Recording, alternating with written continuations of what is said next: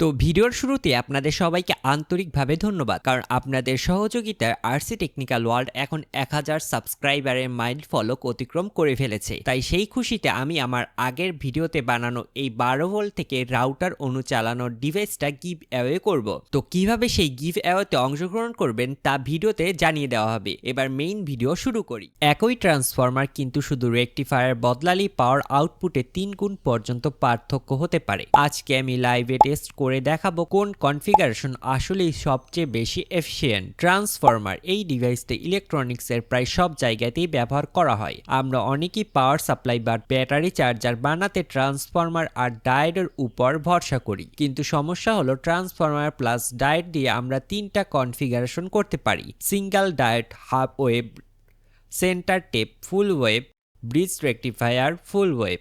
কিন্তু আসল প্রশ্ন, কোনটা সবচেয়ে বেশি এফিশিয়েন্ট, কোনটা বেশি পাওয়ার দিতে পারে? আজকে আমি শুধু থিওরি না, একদম রিয়েল প্র্যাকটিক্যাল টেস্ট করে দেখাবো। আমরা ব্যবহার করছি একটা 12012 7 এম্পিয়ার ট্রান্সফরমার। প্রথমে সেকেন্ডারির এসি ভোল্টেজ চেক করে দেখি।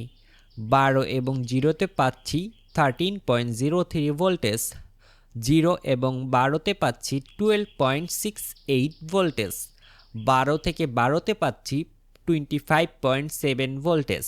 ট্রান্সফরমার একদম ঠিক আছে। আমরা প্রতিটা কনফিগারেশনে একই লোড ব্যবহার করব। 775 DC motor stall condition 15 ohm resistive load, যাতে কম্পারিশন একদম অ্যাকুরেট হয়। আর সাধারণত আমাদের বাসা বাড়িতে ইন্ডাকটিভ এবং রেজিস্টিভ লোডই আমরা ব্যবহার করে থাকি। Single diode, half wave, no load voltage. এখানে দেখতে পাচ্ছেন কোনো লোড নেই এবং মাল্টিমিটারে ভোল্টেজ দেখাচ্ছে 10.35 ভোল্টেজ।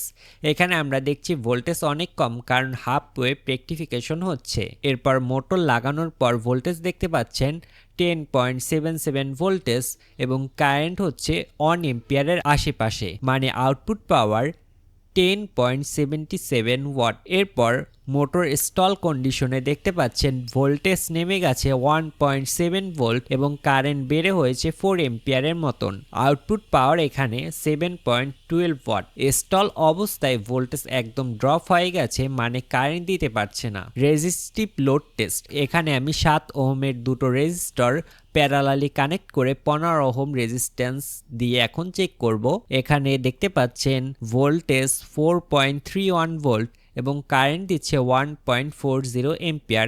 এখানে আউটপুট পাওয়ার 6.03 ওয়াট। আমরা সব ক্যালকুলেশন শেষ করে একদম শেষে ডিসাইড করব কে আসল উইনার হয়। এরপর সেন্টার টেপ কনফিগারেশন করার পর দেখতে পাচ্ছি no load voltage 13.54 voltage. Single ডায়োডের থেকে অনেক বেশি, কারণ ফুল ওয়েভ আউটপুট এখানে ব্যবহার হচ্ছে। এরপর মোটর লোড হিসাবে যুক্ত করার পর দেখতে পাচ্ছি ভোল্টেজ 12.87 ভোল্টেজ এবং কারেন্ট হচ্ছে 1.04 এম্পিয়ার।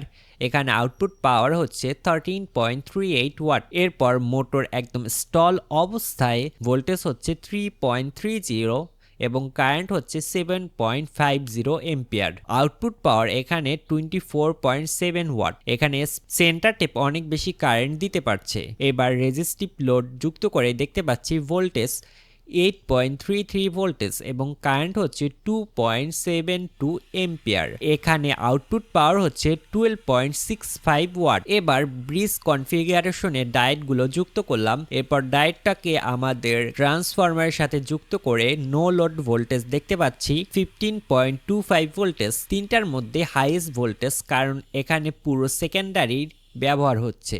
মোটর যুক্ত করার পর এখন ভোল্টেজ দেখতে পাচ্ছি 11.52 ভোল্টেজ এবং কারেন্ট হচ্ছে 1.13 এম্পিয়ার। আউটপুট পাওয়ার এক্ষেত্রে 13.01 ওয়াট। মোটর স্টল কন্ডিশনে এখন ভোল্টেজ 2.73 ভোল্টেজ এবং কারেন্ট হচ্ছে 6 এম্পিয়ার। আউটপুট পাওয়ার 16.38 ওয়াট। এবার রেজিস্টিভ লোড যুক্ত করার পর দেখতে পাচ্ছি ভোল্টেজ 7.51 ভোল্ট এবং কারেন্ট হচ্ছে 2.34 এম্পিয়ার। আউটপুট পাওয়ার এই ক্ষেত্রে 70.57 watt. Final comparison open circuit ভোল্টেজে বিজয়ী হচ্ছে ব্রিজ রেকটিফায়ার, এক্ষেত্রে সর্বোচ্চ ভোল্টেজ 15.25। মোটর লোড পাওয়ারের ক্ষেত্রে বিজয়ী হচ্ছে সেন্টার টেপ, এক্ষেত্রে সর্বোচ্চ ওয়াট দিয়েছে 13.38 ওয়াট। মোটর স্টল কন্ডিশনে ম্যাক্স কারেন্ট ক্যাপাবিলিটি, এক্ষেত্রেও বিজয়ী হচ্ছে সেন্টার টেপ 24.75 ওয়াট। রেজিস্টিভ লোডের ক্ষেত্রে বিজয়ী সেন্টার টেপ। সেন্টার টেপ সর্বোচ্চ পাওয়ার ডেলিভারি করেছে 22.65 ওয়াট। সুতরাং আমরা আমাদের বিজয় পেয়ে গেছি। আমাদের বিজয় হচ্ছে সেন্টার টেপ, সব দিক থেকে উইনার। ব্রিজ রেকটিফায়ার খুব কাছাকাছি এবং সিঙ্গেল ডায়েট সবচেয়ে খারাপ। সিঙ্গেল ডায়েট শুধু হাফ ওয়েভ নেয়, তাই পাওয়ার লস অনেক বেশি করে। ব্রিজ রেকটিফায়ার ফুল ওয়েভ নেয় কিন্তু দুইটা diode drop. Centre tap full wave নেয় কিন্তু একটা ডায়োডের ভোল্টেজ ড্রপ আছে, তাই সেন্টার টেপ সবচেয়ে বেশি এফিশিয়েন্ট। যদি সেন্টার টেপ ট্রান্সফরমার থাকে তাহলে আপনি এই সেন্টার টেপ ব্যবহার করতে পারেন, না থাকলে bridge rectifier best option. Single diode শুধু লো পাওয়ার কনজিউম ক্ষেত্রে ব্যবহার করতে পারেন। তো দেখতেই পাচ্ছেন একটা ছোট রেকটিফায়ার আপনার সার্কিটের পারফরমেন্স 3 গুণ পর্যন্ত বাড়িয়ে দিতে পারে। তো গিভ অ্যাওয়েতে অংশগ্রহণ করতে হলে চ্যানেলের ফেসবুক পেজটা ফলো করে এই ভিডিওতে সুন্দর একটা কমেন্ট করবেন। এরপর র্যান্ডমলি একজনের কমেন্ট সিলেক্ট করে বিজয়ী করা হবে। বিজয়ীর নাম পরে লং ভিডিওতে এবং চ্যানেলের ফেসবুক পেজে জানিয়ে দেওয়া হবে। তো এখনই কমেন্ট করে ফেলুন। ভিডিওটা যদি ভালো লাগে লাইক দিয়ে শেয়ার করুন, সাবস্ক্রাইব করতে ভুলবেন না কিন্তু। সামনে আরও এমন রিয়াল টেস্ট দেখতে দেখা হবে পরের কোনো ভিডিওতে। ততদিন পর্যন্ত আল্লাহ হাফেজ।